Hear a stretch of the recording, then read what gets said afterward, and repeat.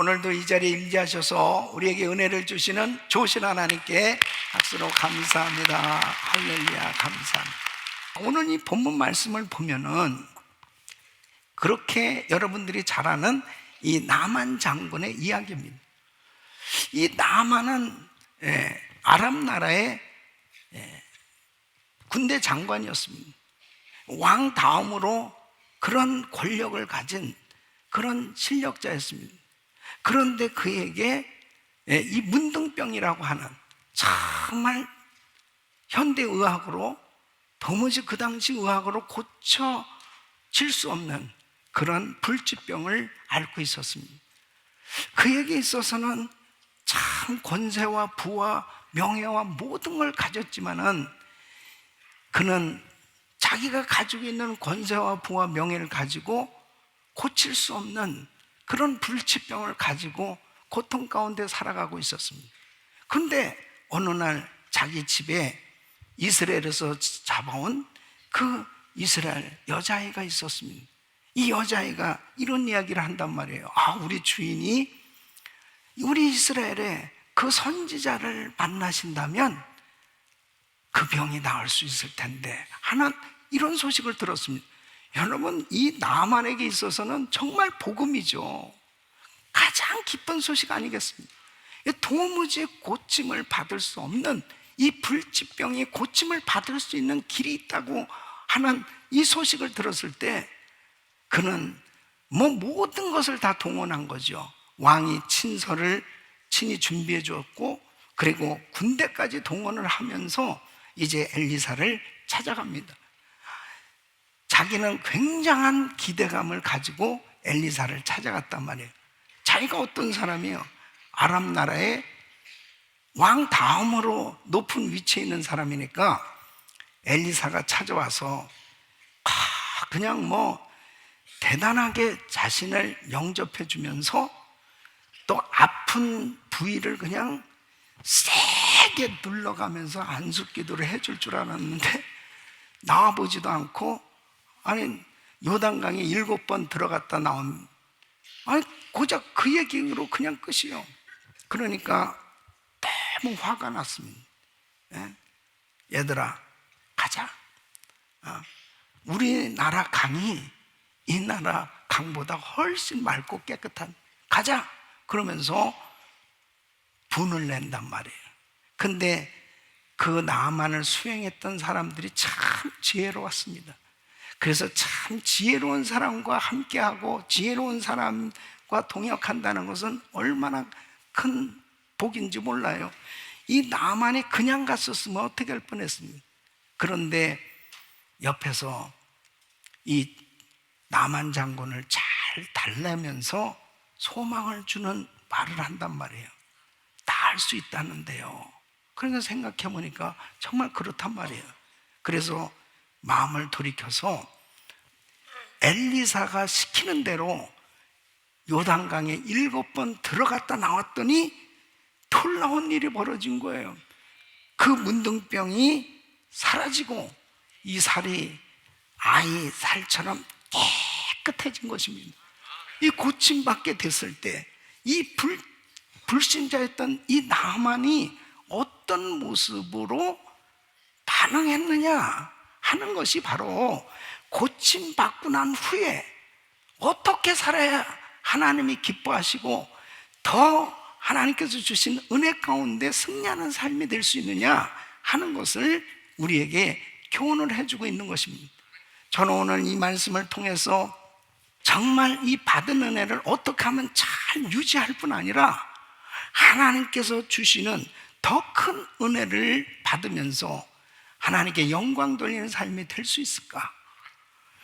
오늘 이 말씀을 듣는 모든 성도님들에게 나만 장군에게 임했던 이 은혜가 임하기를 예수 이름으로 축원합니다. 그리고 나만 장군처럼 정말 치료받고 난 후에 후회함이 없는 끝까지 하나님께 영광을 돌리는 그리고 더 큰 은혜를 받아 누릴 수 있는 그리고 주신 사명을 감당할 수 있는 왜 하나님께서 이 불치병을 고쳐주셨을까? 왜 하나님께서 나의 병을 고쳐주시고 이런 은혜를 주셨을까? 하나님께서 치료해 주신 그 목적대로 살 수 있는 이런 은혜를 받으시기를 예수 이름으로 축원합니다. 이 나만에게서 배우는 이 치유의 은혜를 받은 자의 이 바른 도리는 무엇일까? 굉장히 중요한 것입니다. 여러분, 하나님의 치유의 은혜를 잘 받으시고 이 치유의 은혜를 잘 유지할 수 있기를 예수 이름으로 축원합니다. 잘 유지하기 위해서 첫째로 바로 예수님만이 구원자이심을 고백하고 전해야 하는 것입니다. 따라하겠습니다. 예수님만이 구원자이심을 고백하고 전해야 합니다. 더 크게 시작. 예수님만이 구원자이심을 고백하고 전해야 합니다. 아멘.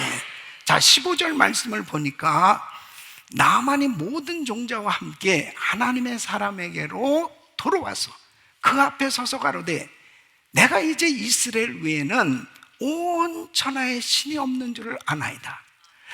자, 보세요. 나만 장군이 자신의 이 문둥병이 치유되는 순간 충격을 받았을 것입니다. 그토록 자기를 절망에 빠뜨리고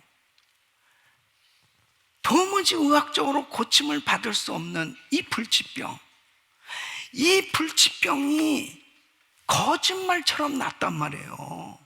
아주 깨끗하게 되어진 그 자기의 몸을 경험했을 때 마치 몇만 볼트에 감전되는 것 같은 그런 충격을 받지 않았겠어요?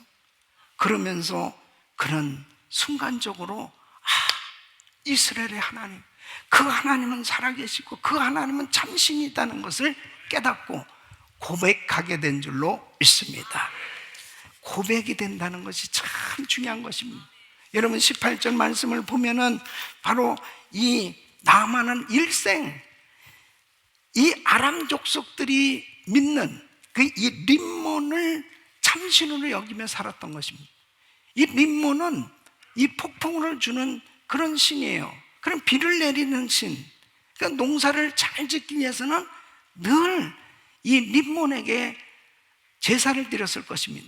그 학자들에 의하면 림몬이 바로 바알신을 의미한다고 이 동일하게 보는 거예요. 그러니까 이 나만 장군은 바알신을 섬기던 우상을 섬기던 사람이었습니다.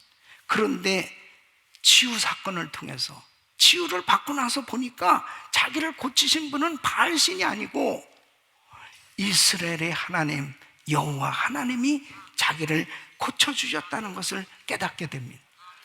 사랑하는 성도 여러분, 우리를 구원하시기 위해서 하나님은 예수 그리스도를 이 땅에 보내주신 겁니다.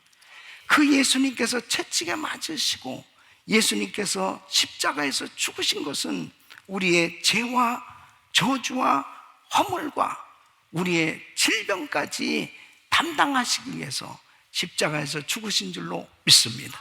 그래서 내가 고침을 받았다는 것은, 우리가 질병에서 고침을 받았다는 것은 예수님께서 고쳐주신 줄로 믿습니다.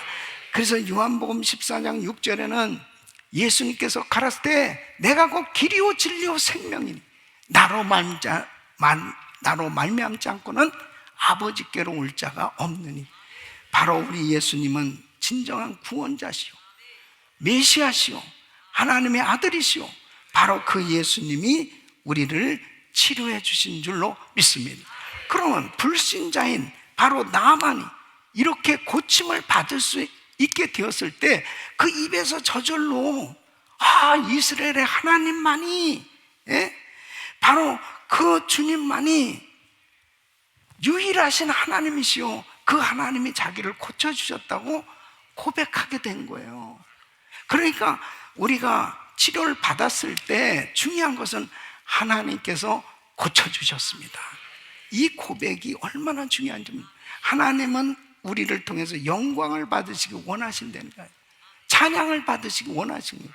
그러니까 정말 하나님이 살아계시구나, 하나님이 고쳐주셨다, 이 고백과 함께 바로 이 예수님을 전해야 되는 것입니다. 열왕기하 5장 15절에 보면 이 나만은 이렇게 이스라엘의 하나님의 은혜를 경험하고 나니까, 보세요, 나만이 모든 종자와 함께 하나님의 사람에게로 돌아와서 그 앞에 서서 가로되 고백하는 거예요. 그냥 내가 이제 이스라엘 외에는 온 천하에 신이 없는 줄을 아나이다. 하나님만이 유일하신 하나님, 그 하나님이 자신을 고쳐주셨다고 스스로 고백하고 있잖아요. 왜 하나님께서 기적을 이렇게 일으켜 주십니까? 기적을 일으켜 주는 궁극적인 목적이 뭡니까?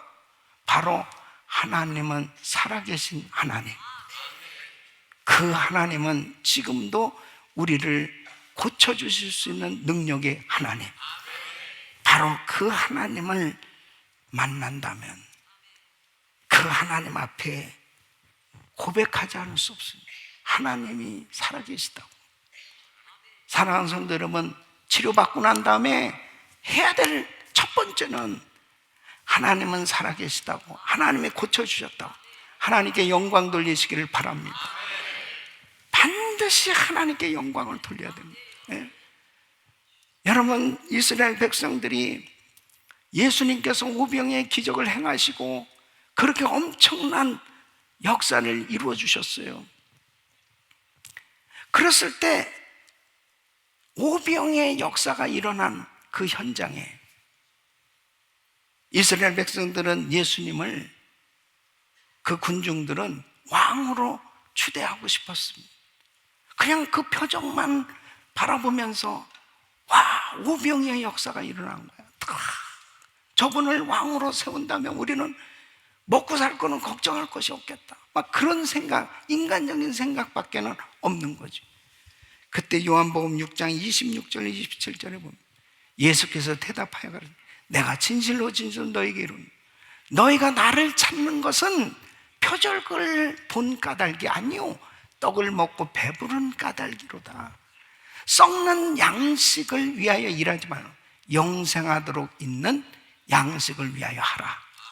이 양식은 인자가 너에게 주리니 인자는 아버지 하나님의 인치신 자니라. 영원한 생명을 얻는 것보다 더 중요한 게 없어요. 육체의 질병에서 고침받는 것은 어떤 면에서는 이 육체는 제한적이잖아요. 또 병에 걸리기도 하고 그래요. 그러나 내가 이번에 육체의 질병에서 치료를 받는 그런 신유의 은혜를 경험했다면 그 경험한 것이 나에게 영원한 생명을 얻을 수 있는 축복의 기회가 될 수 있기를 바랍니다.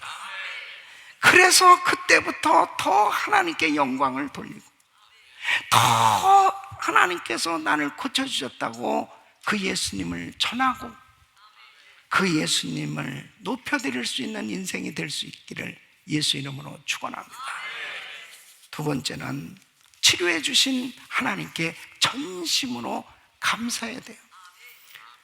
치료받은 성도들은 이 치료가 계속 유지되기 위해서 정말 중요한 것은 감사의 사람이 돼야 돼요. 감사.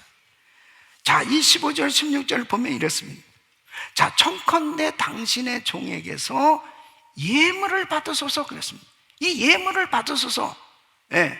지금 이 불치병에서 고침받은 나아만은 이 감사를 주체할 수 없는 거죠. 여러분 그렇잖아요. 이 불치병에서 고침받은 게 보통 사건이냐고요. 예? 그냥 문둥병으로 죽을 수밖에 없다니까. 아니 뭐 군대 장관이면 무슨 소용이 있어요. 그런데 고침을 받았단 말이에요. 그러니까 예물을 아주 잔뜩 준비하는, 금은 보화, 옷 막 이런 것들을 잔뜩 싣고 왔다니까요. 이것을 받으라고 그랬습니다. 그랬더니 엘리사가 어떻게 합니까? 엘리사가 가로되 나의 섬기는 하나 여호와의 사심을 가리켜 명세 내가 받지 아니하리라. 그러니까 나만이 받으라고 막 강권하는 거예요. 아니, 받으셔야 되면 받는. 저가 고사하니라. 엘리사 안 받았습니다. 왜 안 받았을까요? 예?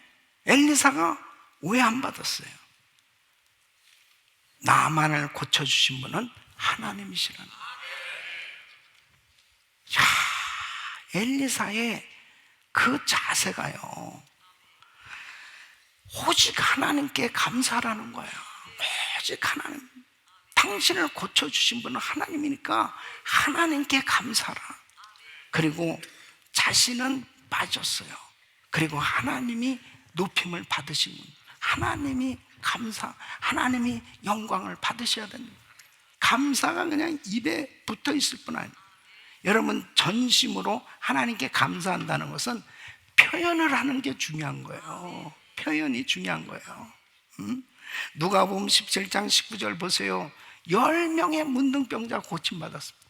근데 한 명만 예수님 앞에 와서 감사했다니까. 그 한 명이 뭐예요? 예? 그 사마리아 사람. 딴 사람 다 감사했겠지. 마음에 얼마나 감사했겠어요. 문둥병에서 고침받았는데. 근데 이 사람은 가다가 돌아왔어요. 돌아와서 무릎을 꿇고 감사하는 거예요. 그때 예수님이 이렇게 얘기합니다. 그에게 이르시되 일어나 가라. 내 믿음이 너를 구원하였느니라. 육체만 구원받은 거 아니고 영혼까지 구원받았습니다.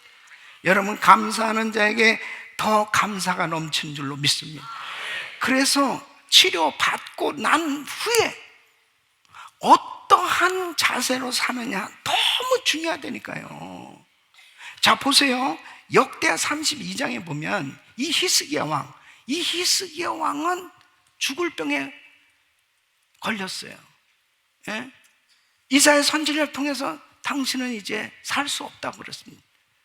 이 사형 선고를 받고 하나님 앞에 눈물로 기도했을 때 하나님께서 히스기야 왕을 고쳐주셨습니다. 이 고쳐주시고 표적까지 보여주시면서 하나님께서 큰 은혜를 주셨는데, 자 보세요. 역대하 32장 24절 25절 보면 그때에 히스기야가 병들어 죽게 된 거로 여호와께 기도하며 여호와께서 그에게 대답하시고 또 이적으로 보이셨으나, 자, 이렇게 고쳐주셨는데 히스기야가 어떻게 살았어요? 예? 히스기야가 마음이 교만하여 그 받은 은혜를 보답지 아니하고 감사를 안 했어요. 예. 그러니까 진노가 저와 유다와 예루살렘에 임하게 되었다. 고침받고 난 후가 이렇게 중요하다니까요. 고침받고 난 다음에 그 은혜가 유지되기 위해서는 감사하는 삶이 돼야 돼요. 아멘. 자, 그러면 어떻게 감사해야 되느냐? 어떻게 감사를 표현해야 되냐? 여러분, 굉장히 중요한 거예요. 절대로 그냥 입술로만 감사하고 그냥 끝나면 안 돼. 반드시 감사는 표현돼야 돼. 어떻게 감사해야 되냐? 반드시 치료받은 간증으로 예수를 전해야 됩니다. 그래서 마가복음 5장 19절 20절 보면 이 거라사 지역에 군대 귀신 들린 사람이 있어요. 어떻게 군대 귀신 들린 사람이 정상으로 살 수 있습니까? 약으로 치료받을 수 있어요? 무슨 수술을 받아서 고침받을 수 있어요? 그냥 정말 산다는 것 자체가 고통이었고 주변 사람들까지 피해를 입혔던 사람이, 이 사람이 고침받았잖아요. 고침받고 난 다음에 예수님 뭐라고 말해요? 저에게 이르시되 집으로 돌아가 주께서 내게 어떻게 큰 일을 행하사 너를 불쌍히 여기신 것을 내 친족에게 고하라 하신데, 그가 가서 예수께서 자기에게 어떻게 큰 일을 행하신 것을 대가볼리에 전파하니 모든 사람이 귀히 여기더라. 나 원래 군대 귀신 들렸던 사람이에요. 근데 예수님 만나서 내가 이렇게 깨끗하게 고침을 받았습니다. 동네방네 다니면서 예수님은 정말 그리스도시라고, 그분이 나를 고쳐주셨다고, 하나님은 살아계시다고 그런 간증을 하라는 거예요. 그게 감사의 표현입니다, 여러분. 그래서 고침받고 난 후의 인생이 감사의 사람으로 바뀌어요. 그러면 여러분 인생은 정말 늘 하나님이 감사가 넘치도록 축복하신 줄 믿습니다. 세 번째는 하나님만을 경배하는 삶이 되어야 합니다. 하나님만을. 자, 나만은 은혜 받고 난 다음에 마음에 걸리는 게 한 가지 있어요. 마음에 부담이 되는 게 한 가지 있습니다. 그게 17절로 18절 말씀입니다. 나만이 가로되 그러면 청컨대 노새 두 발의 실을 흙을 당신의 종에게 주소. 이제부터는 종이 번제든지 다른 제든지 다른 신에게는 드리지 아니하고 다만 여호와께 드리겠나이다. 오직 한 가지 일이 있사오니 여호와께서 당신의 종을 사유하시기를 원하나이다. 용서해 주세요. 제 마음에 걸리는 게 있습니다. 내 주인께서 림몬의 당에 들어가 거기서 숭배하며 내 손을 의지하시매 내가 림몬의 당에서 몸을 굽히 오니, 어쩔 수 없이 왕을 정말 보좌하는 장군이니까, 이게 왕이 그 신전에 들어가서 제사 드릴 때 어떡하겠는, 자기도 따라가야지. 내가 림몬의 당에서 몸을 굽힐 때에 여호와께서 이 일에 대해서 당신의 종을 사유하시기를 원하나이다. 여러분, 확실히 은혜 받은 사람 아니에요? 네?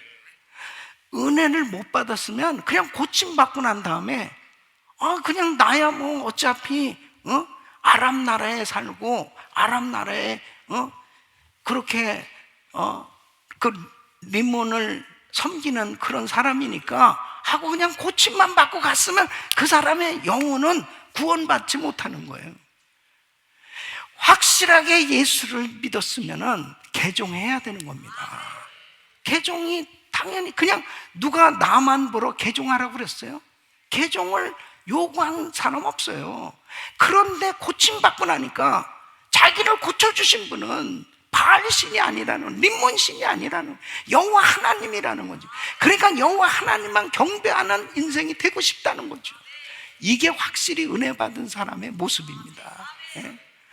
은혜 받았으니 당신 개종하세요, 당신 예수만 믿어야 됩니다, 아무리 설득하고 뭐 그렇게 해가지고 되는 게 아니에요. 진짜 고침받았다면 그 고쳐주신 분을 높여드리는 인생이 돼야죠. 그분의 은혜에 보답하는 인생이 돼야죠. 그러기 위해서 이제 나만은 요청을 합니다. 그러면 이 노새 두 바리의 실을, 흙을 좀 가져가게 해달라는 거예요. 노새 두 바리의 흙은 뭡니까? 낙이 둘이 실을 만큼의 그 흙을 가져가겠다는 거예요. 그럼 왜 이 흙을 그 아람 나라로 가져가려고 그러냐? 여기에 대한 세 가지 해석이 있어요. 하나는 제단을 쌓기 위해서 이곳에 아람 나라에 가가지고 거기서 흙으로 만든 그 토단, 그 번제단을 만들고 그곳에서 희생 제물을 드려야 되겠다. 또 한 가지는 아람 땅에 뿌려서 성역화하기 위해서. 그래도 그 땅에 이스라엘 흙을 갖다 뿌리면 그곳에 하나님이 임재하셔서 은혜를 주시지 않을까, 그런 생각을 가집니다. 여러분, 물론 하나님은 장소에 구애받지 아니하시는 무소부지하시는 하나님이시죠. 그리고 기념하기 위해서 자신이 받은 그 놀라운 은혜, 놀라운 축복에 대한 기념물로 가져가겠다, 이런 해석들이 있어요. 그러나 중요한 사실은, 자 17절에 보면 나만이 가로되 그러면 청컨대 노새 두 발의 실을 흙을 당신의 종에게 주소서. 이제부터는 종이 번제든지 다른 제든지 다른 신에게는 어떻게 해요? 드리지 않겠다는 거예요. 다만 여호와께 드리겠나이다. 하나님께 예배 드리겠다, 하나님께 제사하겠다는. 여러분, 고침 받았으면 예배자가 돼야 됩니다. 예, 고침받고서 교회도 안 나오고 예배도 안 드리고, 예, 그런 삶이 되어지면 그 은혜를 유지할 수 없어요. 예, 하나님의 은혜를 받았다면 은혜 주신 그 하나님을 높여드리고 그 하나님께 예배하는 예배자가 되시기를 바랍니다. 자, 보십시오. 예수님 당시에 얼마나 많은 사람들이 고침을 받았습니까?